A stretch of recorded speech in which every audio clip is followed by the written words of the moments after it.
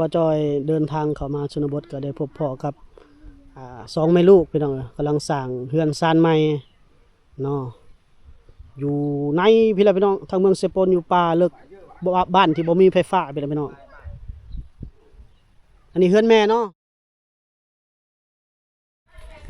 ไปนั่งอยู่วงห่มเลย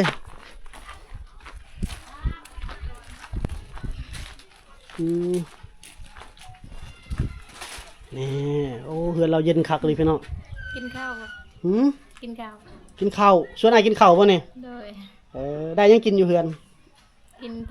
ผักเนาะตอนนี้เขามาหอดเฮือนน้องทวงพี่น้อง อยู่เฮือนเจ้ามีจักคนก็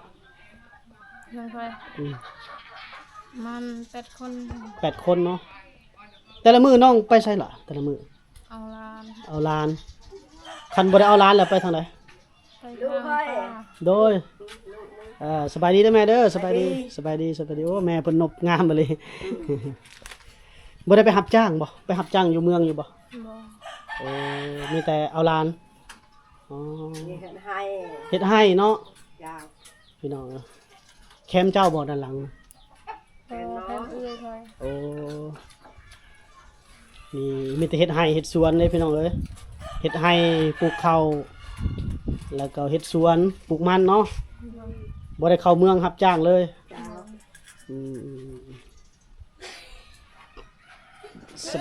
สบายดีเด้อพี่น้องเด้อตอนนี้บ่จอยเดินทางเข้าชนบทแล้วก็มาพอกับน้องทวงสาวงามในชนบทอยู่เฮือนแม่ได้ก็จะแม่ได้ใส่เฮือนแม่เอาบ่แม่นเฮือนนี่ใส่เฮือนตัวใดเฮือนนี้ได้เฮือนนี้กำลังเฮ็ดนะบ่กำลังเฮ็ดนี่เฮือนแม่เจ้าบ่แม่ว่าเขาไปอยู่น้ำแม่ไปอยู่น้ำปลาโอ้อันนี้แม่เจ้าแต่ว่าเจ้าบ่ได้อยู่น้ำแม่เจ้าอยู่น้ำป้าเฮือนหลังนี้เป็นเฮือนป้าเจ้าแม่นบ่เอ้าคือบ่อยู่น้ำแม่ดนแล้วบ่ได้อยู่น้ำแม่ดนแล้วบ่ดนแล้วแต่น้อยโอ้คือเป็นนั่นเนาะอยู่แม่ลูกน้อยลูกชายลูกชายลูกชายอ๋ออันนี้ก็อ้ายบ่อยู่กับอ้ายอ้ายก็สร้างครัวตังสร้างครัวตังอ๋อนั่นแหละเฮือนเขายังบ่ทันแล้วเฮือนแม่นี่แม่เจ้าบ่บ่แม่นแม่นี่แหละโอ้แสดงว่าเจ้าก็เป็นลูกป้าลูกลุงมานี่บ่ก่อนบากบ่แม่นบ่อ๋อเฮือนน้องทวงนี่ยังบ่มีแม่นบ่อันนี้เฮือนป้าเฮือนลุงเฮือนป้าเฮือนลุงแม่นบ่เฮือนป้าเฮือนลุงน้องทวงนี่อยู่น้ำป้าน้ำลุงดิอยู่น้ำป้าน้ำลุงแต่ว่าแม่เราอยู่น้ำเขาอีกเขามาอยู่น้ำแม่เขาแต่ก่อนแม่ไปอยู่ไสแต่ก่อนแม่เราไปอยู่เขาแม่เราเอาพัวอยู่บ้านแกงจองนั่นนะโอ้นี่ผัวเราแม่นี่ปะกันนี่และน้องทวงนี่ล่ะอยู่น้ำป้าน้ำลุงนี่แหละน้องชายเขาบัดทีนี้ละแม่กลับคืนบัดนี้เนาะแม่นบ่ปะแล้วบ่ผัวอยู่พุ่นบ่โอ้นายลูกชายคือมันน่ะลูกชายน้องทวงนี่ล่ะอยู่น้ำป้าน้ำลุงแต่น้อยแม่นบ่น้องทวงบัดนี้แม่เพิ่นมาแล้วอยู่คุ้นป้าต้องอยู่ไกลได้พี่น้องเอ้ยคันแม่เฮ็ดเฮือนโดยถ้าแม่เฮ็ดเฮือนแล้วนี่เจ้าไปอยู่บ่นะแม่หรือว่าบ่อยู่โอ้มันเป็นอันนั้นได้พี่น้องก็คือแต่ว่าแม่เพิ่นสร้างครอบครัวใหม่แล้วก็ปะให้ลูกน้อยนี่อยู่กับป้ากับลุงว่าง่ายว่าบ่มีความผูกพันนะแม่กับลูกเนาะประมาณนั้นแหละพี่น้องพูดเพื่อนแม่เพิ่นนะพี่น้องพูดพี่น้องยังทันได้แล้วซ้ำ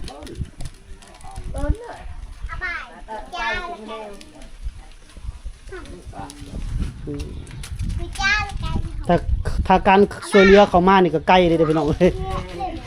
เฮ็ดได้จังมาได้บ้านนี้บ่มีไฟฟ้าเลยพี่น้องเขาอย่าละแล้วเด้ โอ้เขากำลังแปลงทางบ่เขาคนคมเลยเขาตั้งรัก โอ้สาธุซะคันได้ไฟฟ้าให้ชุมเจ้านี่น้ำไหลไฟสว่างเลยใครแน่แล้วบัดนี้เนาะเขากำลังขุดคุ้มบ่ เออ โอ้ดีแม่น่ะซื้อแม่ยังแม่น่ะ แม่ห้อง แม่ห่วง แม่ห่วง โดย ลูกซื้อท่วงบ่ จู ท่วงอ๋อ เบิ่งมาเจ้า ตุ้ย ตุ้ย เจ้า แม่ห่วง น้องบนพยาก นี่น้องท่วงน้องท่วงบ่มีความผูกพันกับแม่พี่น้องเจ้าเอาผัวใหม่นี่น้องท่วงซ้ำใด นี่เป็น น้อยยังน้อย นี่ทำนี่ ซ้ำบ่นี่โอ้ประมาณ 7-8 ปีพี่น้องจนปัจจุบันนี่อายุ10ปลายปี เจ้าหากนมาดนแล้วบ่เจ้ามานี่มาเฮือนนี่ดนแล้วบ่ แช่ ประมาณเดือน โอ้ยหากนมาเนาะสมพอดอก เดือนเขาก็ยังแล้ว อืม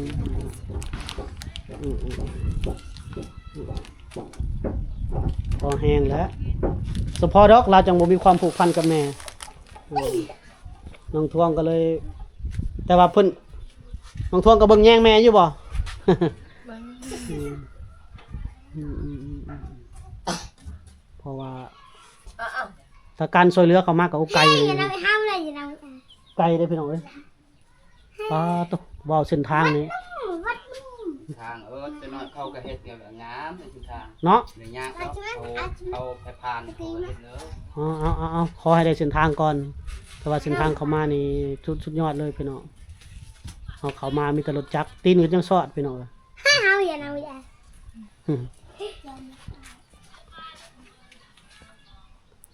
เบื้องต้นทำความรู้จักกับน้องเพิ่นก่อนพี่น้องเนาะแล้วเขาจังมื้อหน้าเขาจังว่ากันใหม่ในเฮือนป้าเพิ่นอยู่กับป้าแต่ตั้งแต่อายุ 7-8 ปี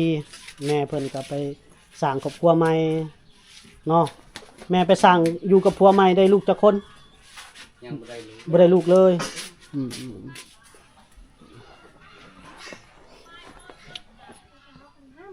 ถามน้องทวงอีกครั้งหนึงก่อนพี่น้องเพื่อความมั่นใจเนาะ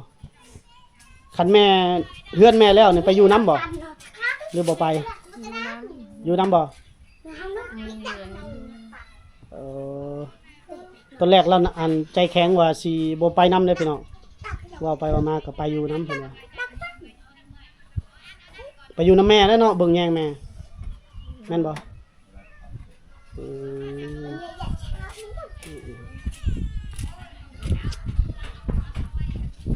แต่ว่าเพิ่นอยู่ไกลขนาดเฮือนบ้านซองเพิ่นนี่ไปซื้อสังกะสีผู้ใดซื้อมาให้ ชายเขา ลูกชายเพิ่นหันไปซื้อมาให้เนาะ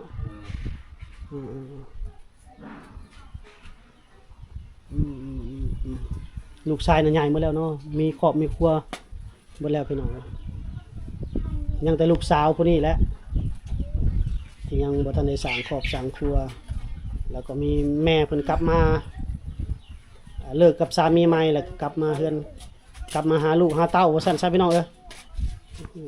แต่ว่ายังทันได้มีเฮือนอยู่เดี๋ยวเฮาสิอีพี่หน้าเฮาสิให้ไปพาไปเบิ่งเฮือนอยู่เฮือนที่เพิ่นกำลังสร้างอยู่เนาะพี่น้องลังเทื่อมีผู้ใหญ่ใจบุญเพิ่นยื่นมือเข้ามาช่วยเหลือเนาะพี่น้องเนาะแต่ช่วยเหลือเฮาก็จะนำเงินมาให้เนาะเฮาจะบ่ได้ซื้อเครื่องมาให้เพราะว่าไกลเหลือเกินเส้นทางยากพร้อมเนาะพี่น้องเนาะและช่องทางการติดต่อน่าจะยังบ่มีเด้อพี่น้องเนาะไปเบิ่งเฮือนตัวนั้นปะพาไปเบิ่งเฮือนตัวกำลังเฮ็ดไปเพื่อมีผู้ใหญ่เพิ่นยื่นมือเข้ามาซอย แต่ยิง ช่วย กันเอง ช่วย ป่ะ เดือนช่วยเบิ่งดับ ก็แล้วแต่บุญวาสนาสุมเจ้าอีกเห็นบ่เอาแม่ก็มา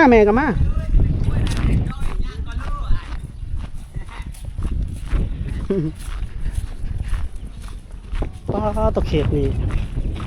ชนบทขนาดบ่มีไฟฟ้าเด้พี่น้องเอ้ยนี่เบิ่งเราจะเบิ่งบ่มีไฟฟ้าเลยอันนี้มันเอิ้นหยังพลังงานน้ำมันนะพี่น้องเอาอยู่แถวนี้แหละมันจังห่มแน่ โอ้กระหักก็ได้เฮ็ดสังกะสีเนาะพี่น้องมาพี่เด้อแม่เด้อมายืนพี่เด้อ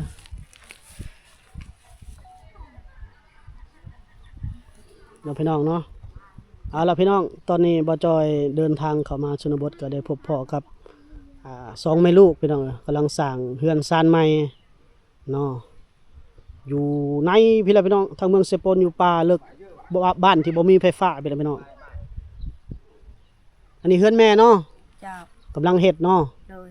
โอ้ยังขาดพื้นยังขาดฟ้าเนาะแม่เนาะ โดย โอ้สังกะสีพอแล้วบ่สังกะสีกะ พ่อ พอเนาะยังแต่ฟ้าเนาะ ยังแต่ตัวของแม่ ฟ้า ปลา ฟ้าประตูมันยังนี่แหละพี่น้องอ๋ออยู่ในชนบทพี่น้องเราเดินทางเข้ามา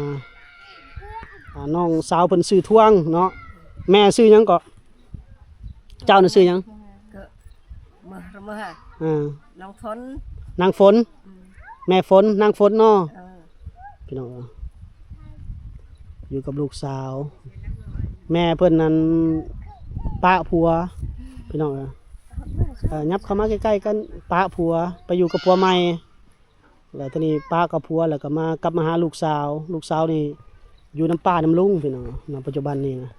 คันแม่มาก็สิอยู่น้ำแม่เฮือนหลังนี้แหละแต่ว่าตอนนี้เฮือนซ่านยังทันได้แล้วพี่น้องก็ยังขาดฟ้ากระจาดแล้วก็แป้นปูพี่น้องเนาะยังขาดลายอยู่พี่น้องแต่ว่าสังกะสีเพิ่นว่าพอแล้วสังกะสีเนาะซึ่งก็ต้องการความช่วยเหลือแหละพี่น้องเนาะ แม่น นี่เพิ่นอยู่ลูกเต้าเพิ่นก็ปลุกให้ซ้ำนี้แหล้วพี่น้องเพิ่นอย่าห่างกับผัวใหม่เด้มาอยู่น้ำลูกน้ำเต้าคืนแต่ว่าบ่อยู่ในเฮือนลูกเฮือนเต้าได้พี่น้องฮิตเขาบ่รู้นี่ให้อยู่ต่างกลับมาแล้วก็อยู่ต่างหากน้องฝนเนาะไอ้น้องทวงเนาะกันเฮือนแล้วนี่มาอยู่น้ำแม่เนาะ โดย เอาพี่น้องประมาณนี้แหละเนาะนี่คือเรื่องราวของครอบครัวน้องทวงพี่น้องที่ว่าแม่เลิกกับสามีใหม่แล้วก็กลับมาอยู่น้ำลูกน้ำเต้าซึ่งกำลังเฮ็ดเฮือนเฮ็ดซ่านแล้วก็ต้องการความช่วยเหลือเรื่องฟ้าแล้วก็แป้นปูพี่น้องเนาะถ้าท่านผู้ชมรับชมต้องการช่วยเหลือครอบครัวน้องก็ติดต่อเข้ามาได้เด้อพี่น้องเดี๋ยวเราเป็นสะพานบุญให้เนาะพอได้มีเพิ่นบนอยู่บนส้นว่าซั่นซะเนาะน้องเนาะฮ้อนแดดขนาดพี่น้องเอ้ยเดินทางเข้ามาชนบทก็ได้มาพบพ่อกับครอบครัวของน้องท่วงอะไรพี่น้องเนาะโอ้คันว่าได้รับการช่วยเหลือกับต้องบ่จะพารณาเลยพี่น้องบ่ต่างหยังกับทางบ้านน้องเนื้อเนาะ กว่าอีก กว่าบ่ ก็แต่จะบ่ซื้อหยังมาให้ดอกมีแต่เอาเงินมาให้เขาเจ้ากันสุบัดน่ะให้เขาเจ้าให้ลูกชายลูกเคยมันยังไปซื้อมาแทนเอาคันเฮาได้เป็นสะพานบุญซอยเรือเพิ่นกันเนาะพี่น้องเนาะเพราะว่ามันอยู่เลิกพี่น้องบ้านบ่มีไฟฟ้าเลยพี่น้องบ่มีสัญญาณอินเทอร์เน็ตบ่มีไฟฟ้าบ่มีหยังเลยซะเนี่ย เบอร์ถือเบอร์โทรยังบ่มี สัญญาณโทรยังบ่ได้เนาะโอเคเลยพี่น้องเรื่องราวของการเดินทางของเฮา EP นี้ขอจบไว้สำนี้ก่อนพบกันใหม่ในพี่น้องสวัสดีสบายดี